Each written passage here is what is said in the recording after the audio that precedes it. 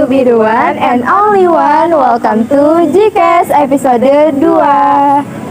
Kembali lagi di Jurnalistik Podcast kali ini bersama saya Tiara Nazul Novita dan saya Syaidah Lutfia yang akan menemani kalian di Jurnalistik Podcast episode 2. Di episode kali ini kita akan membahas tentang mengenal literasi di Kabupaten Bekasi.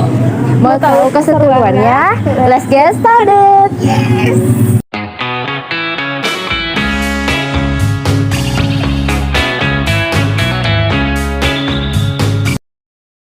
Sekarang kita sudah bersama narasumber kita nih. Boleh dong Kak, perkenalkan namanya siapa? Halo teman-teman, perkenalkan nama saya Diana Ramadhani, anggota dari Duta Baca Kabupaten Bekasi tahun 2022. Bagaimana sih awalnya kamu tertarik dengan dunia literasi? Sebenarnya kalau tertarik dengan dunia literasi ini tuh saya pribadi tuh udah suka baca dari kelas 5 SD tuh udah mulai baca-baca Wattpad. Sebenarnya dari TK tuh suka banget sih Kak, buku-buku cerita anak-anak gitu, itu suka banget baca. Terus kayak kelas 5 SD tuh udah mulai baca Wattpad waktu itu. Awalnya apa sih yang bikin kamu tertarik sama membaca gitu? Kayak apa ya, membaca tuh bagi saya pribadi tuh kayak dunia saya sendiri gitu, maksudnya kayak healing bagi diri saya sendiri. Jadi pas lagi capek, lagi butuh istirahat, dengan membaca tuh kayak baca Wattpad atau baca cerita-cerita gitu tuh kayak buat healing tersendiri buat saya. Sebelum kamu sempat membaca tuh kamu pernah nggak suka nggak sih sama membaca?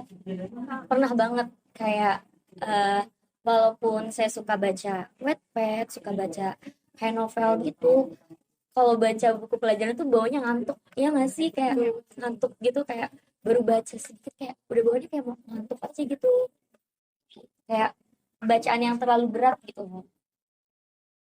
Apa sih yang membuat kamu jadi tertarik sama baca? Karena mungkin awalnya baca yang kayak ringan-ringan gitu sih Kak. Terus kayak pas kayak udah baca buku yang agak berat itu kayak jadi punya ketertarikan sendiri aja.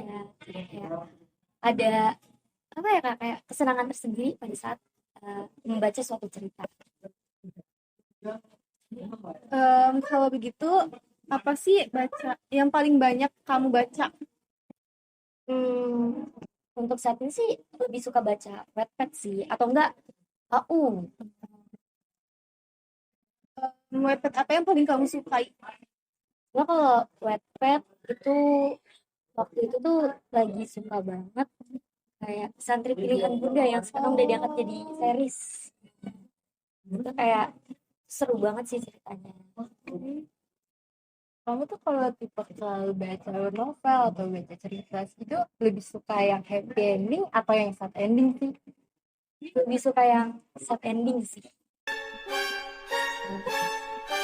Sorry maaf, aku gak suka sad ending. Padahal Kita sad nggak ending nerima tuh sad ending. kayak menurut saya pribadi tuh kayak punya apa ya, rasa kesedihan yang membekas selama berhari-hari gitu loh. Jadi kayak moodnya tuh kalau baca yang satu langsung kayak, tau gak sih, kayak mood yang turun gitu, kayak ngerasa sedih banget, dan itu kayak berasa banget. Kan kalau happy tuh kadang kayak ada hal baru lagi terus bakal lupa. Kalau sad ending tuh bakal kayak keinget terus gitu loh. Pada kayak pas baca sad ending tuh kan kayak sedih banget kan, jadi nangisnya tuh kadang berhari-hari gitu, kayak sedih banget. Soalnya ceritanya tokoh favorit kita kayak kadang kan dibikin meninggal gitu kan, itu sad endingnya sih.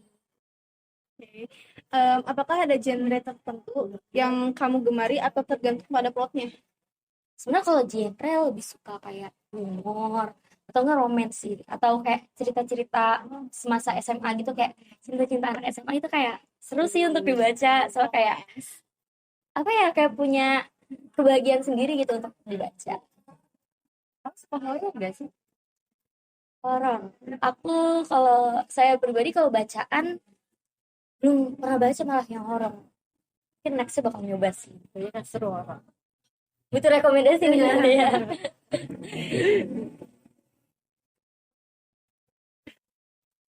Apa sih awal prinsip yang kamu tetapin gitu pas mulai suka membaca? Prinsip awal pas suka baca itu kayak sebenarnya kayak kita tuh baca nggak harus yang berat-berat kok teman-teman. Jadi kayak kita mulai dulu aja yang kita sukain, yang ringan-ringan. Itu tuh kayak bakal nanti ada daya tarik tersendiri buat kita membaca. Kenapa kamu kemudian ada niatan untuk mendaftar dan mengikuti seleksi menjadi duta baca? Oke, awal ceritanya itu sebenarnya bukan ketertarikan saya pribadi untuk daftar duta baca Kabupaten Bekasi. Dulu itu saya pernah menjabat sebagai ketua OSIS di SNPN Negeri 3 Cibarusah. Nah, terus juga saya direkomendasikan oleh pembina OSIS saya waktu itu. Terus itu direkomendasikan, terus saya juga kayak, oh yaudah deh pengen nyoba kan, pengalaman nih buat kedepannya.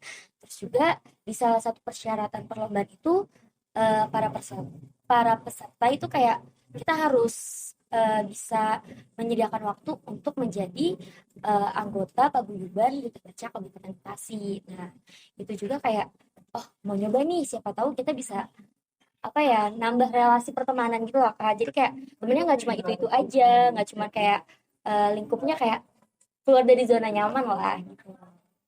Daftar. Kalau boleh tahu, di mana sih, apa sih pertama kali kamu ikut duta baca? Oke, awal pertama itu sebenarnya kan ada seleksi online dulu gitu kan, kayak kita bikin apa ya resum buku kalau nggak salah waktu itu, resum buku, terus juga bikin video perkenalan kalau yang tahap online-nya. Nah, untuk offline-nya itu untuk pertama kali di Pemda Kabupaten Bekasi. Itu pertama kali eh, kegiatan perlombaannya dilaksanakan di situ. Itu pas pendaftaran yang offline itu ada berapa banyak peserta sih di sana? Sebenarnya untuk eh, awal pendaftaran itu sekitar 33 orang yang mendaftar. Terus kita masuk ke babak 16 besar waktu itu. Jadi 33 orang yang mendaftar kalau nggak salah ya waktu itu. Terus juga yang masuk tahap selanjutnya atau tahap 16 besar itu ada beberapa orang aja. Jadi ada 16 orang aja dari tahap 33 kan. Apa saja sih yang kalian lakukan selama seleksi di duta baca? Sebenarnya seleksinya tuh kalau waktu itu tuh saya seleksi 3 hari. Jadi pertama tuh kalau nggak salah seleksi di Pemda Kabupaten Bekasi, terus yang 2 hari kemudiannya itu di Perpustakaan Cikarang Selatan di Perumahan Cipres. Jadi yang pertama itu kalau yang tahap pertama awalnya itu kita datang buat perkenalan, terus sama di situ kita dipersilakan untuk menampilkan bakat kita nih. Jadi itu banyak banget teman-teman kita baca Kabupaten Bekasi tahun 2022 itu banyak banget nih Kak kayak menampilkan visi, terus nyanyi, terus berpidato kayak ajang bakat mereka kayak storytelling mereka tuh kayak banyak banget nampilin kayak bahkan ada yang nari kalau nggak salah itu. Nah terus kita juga tuh kayak dikasih apa ya Kak, bimbingan dari pihak Duta Baca Bekasi. Nah itu tuh kalau nggak salah kayak dari ibu ibu Teti kalau nggak salah itu. Terus sama kakak-kakak paguyuban Duta Baca atau Duta Baca Kabupaten Bekasi. Nah, terus habis itu hari keduanya itu di Cipres di perpustakaan itu kita menampilkan kayak presentasi. Terus kita tes tulis, terus kayak tes bahasa Inggris. Nah, terus hari ketiganya baru pengumuman juara dari perlombaan Duta Baca Kabupaten Bekasi. Kan kalau misalnya lagi perlombaan itu kita nunggu. Biasanya kamu ngapain aja sih di situ pas lagi nunggu itu? Itu kayak ngobrol kenalan sih sama teman-teman yang waktu itu kan kayak banyak banget kan kayak orang-orang yang yang saya pribadi nggak kenal. Itu tuh kayak kenalan, nanya mereka asal dari mana, sekolah dari mana. Jadi kayak bahkan sharing-sharing cerita juga sih. Oke. Hal apa sih yang paling bikin kamu berkesan selama kamu menjadi duta baca? Yang paling berkesan tuh menurut saya kayak nambah relasi sih, nambah pertemanan. Soalnya kan jadi lebih luas kan, dari yang pertemanan saya tuh sebenarnya ya lingkup terdekat aja, untuk kayak waktu itu kayak teman-temannya ya itu aja, teman SD atau teman SMP. Nah ini tuh kayak jadi temennya tuh kayak banyak banget dari daerah-daerah di Kabupaten Bekasi, yang kayak dari Bojongmangu, terus dari Atap Cibitung, terus dari Bekasi Kota, Taman Selatan, itu kayak banyak banget sih. Terus juga kayak saya pribadi ngerasa kayak untuk menambah relasi lah, itu yang paling berkesan sih. Eh, Gimana sih perasaan kamu saat terpilih menjadi duta baca Kabupaten Bekasi 2020? Waktu itu awalnya gak expect, kayak ternyata resume aku tuh lolos untuk tahap 16 besar waktu itu. Kayak aku nggak expect bakalan lolos, soalnya kan waktu itu iseng-iseng aja kan kayak daftar, nggak taunya lolos. Dan alhamdulillah sih. Setelah itu seleksi selanjutnya ke gimana? Seleksi selanjutnya tuh sempet ada kendala pas penampilan bakat, kayak bingung banget nih kayak mau nampilin apa kan. Kayak pernah nggak sih kita di posisi yang kayak aku nggak tahu bakat kita apa. Nah di situ tuh aku bingung banget kayak mau nampilin apa, soalnya itu tuh di umuminnya H-1 untuk penampilan bakat itu, jadi kayak dadakan banget. Terus habis kayak gitu, eh, pas aku memilih untuk menampilkan bakat puisi, aku berpuisi jadinya. Em, Boleh tahu gak sih kayak puisi yang kamu buat tuh apa? Waktu itu tuh karena waktunya mepet, eh, saya pribadi nggak ngebuat puisi itu. Jadi puisi itu waktu itu dapat rekomendasi dari pembina OSIS saya. Nah pembina OSIS saya itu dapat referensi dari Google. Nah di situ tuh puisinya itu tentang kita mengenang jasa seorang guru. Pas tahap berapa untuk Itu tahap awal, habis kita perkenalan terus menampilkan bakat. bentuk yang terpilih ke tahap yang di tahap 3 itu bagaimana? Oh, untuk tahap 3 sebenarnya dari tahap 16 besar itu terpilihnya tahap babak 6 besar. Nah waktu itu saya pribadi belum terpilih di babak tersebut, saya sampai di babak 16 besar.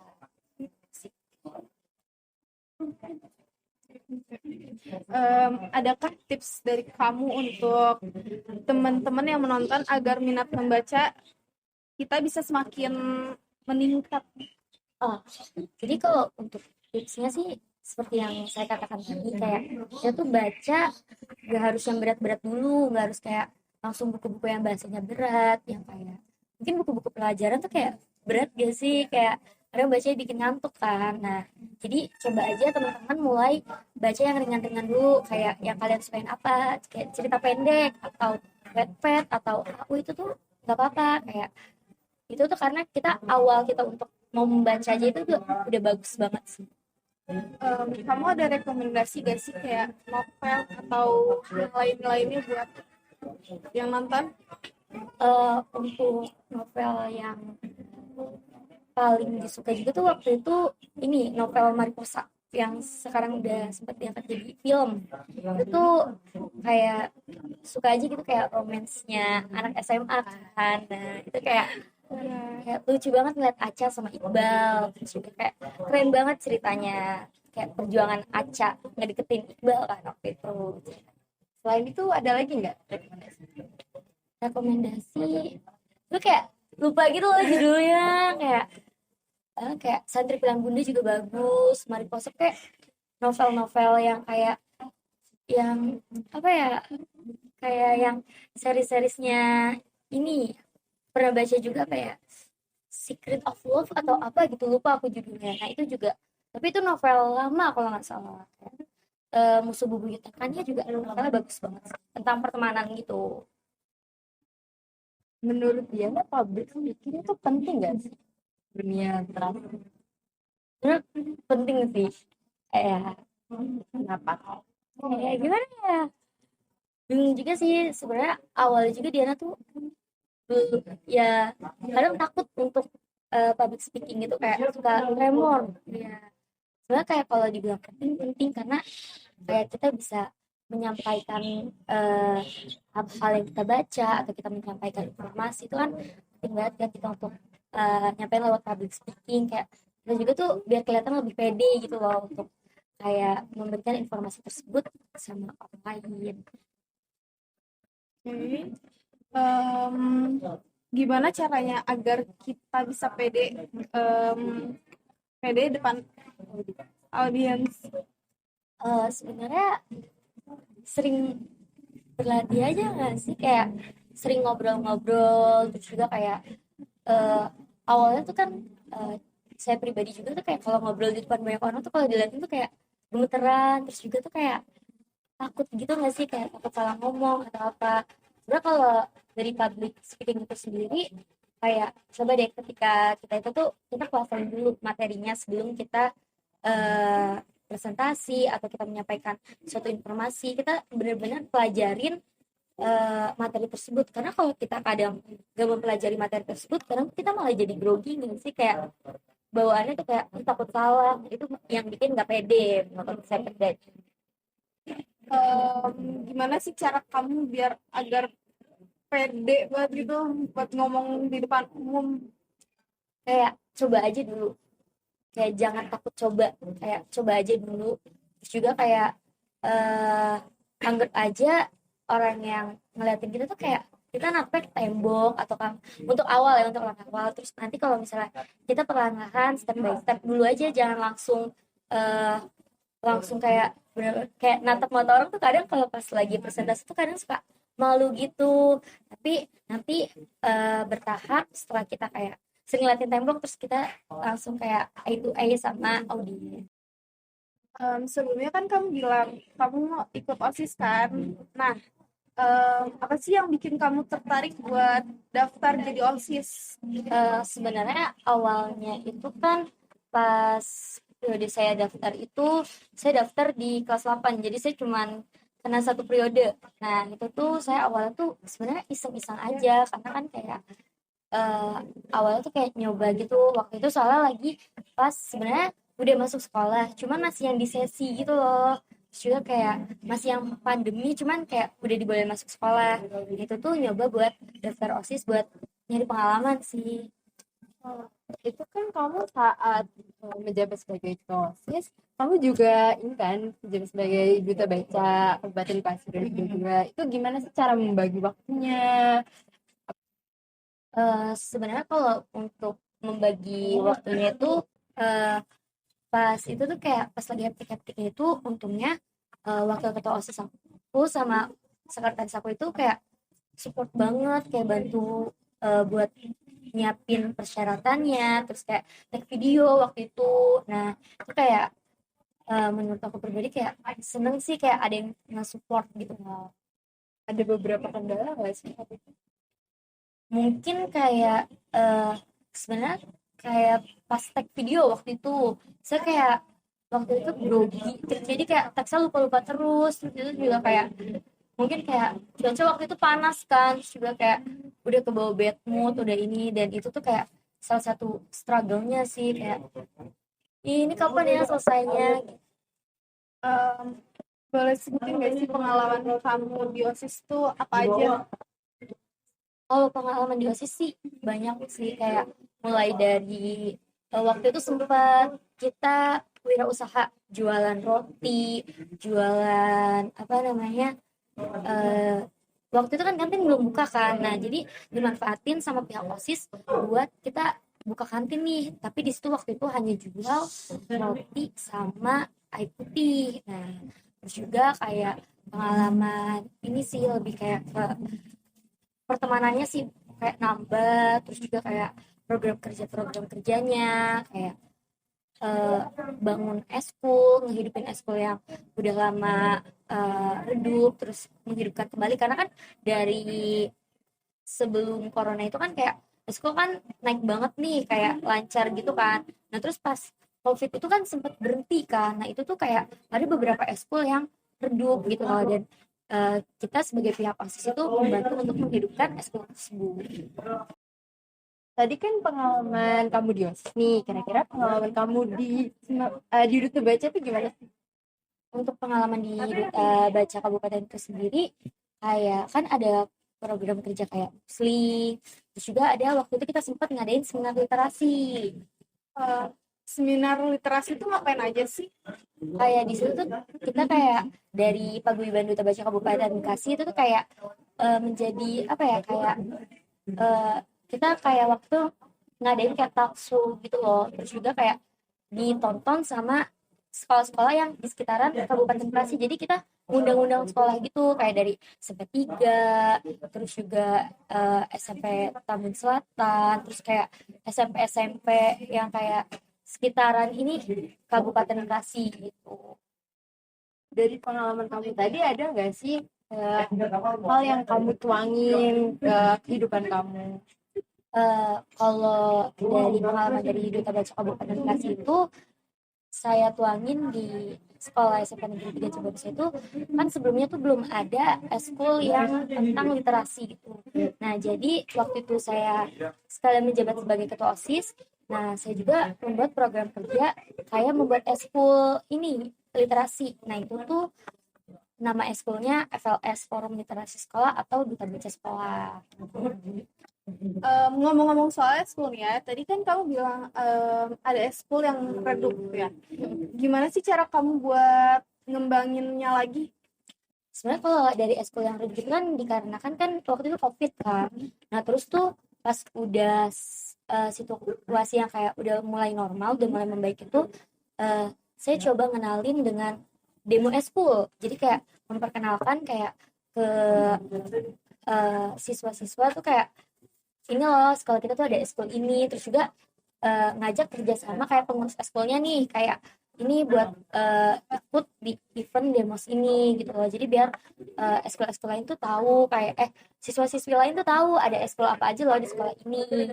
Nah, karena tadi eskul literasi itu belum ada, nah terus jadi saya coba kembangin tuh buat kayak ngurus literasi sekolah gitu loh, kayak redaton di hari Rabu itu kayak pengurus eskul literasi itu turun tangan di redaton tersebut.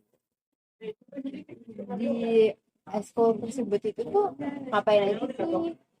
Nah, kayak tadi kan ngurus soal redaton kan, terus juga tuh kita waktu itu sempet buat cerita kayak dijadiin satu buku gitu. Jadi cerita kita kayak per anggota tuh kita diminta nih buat bikin karangan cerita pendek, terus kita bukukan. Nah, di eskul itu kayak kita dibimbing untuk kayak gimana sih cara kita gemar membaca, public speaking, terus kayak kita bisa storytelling, terus kayak itu juga tuh di eskul itu bisa membahas tentang kayak meresum buku, terus kayak kita nih bisa loh kayak ngerekomendasiin ke teman-teman kita tentang kayak buku apa sih yang bagus untuk dibaca gitu.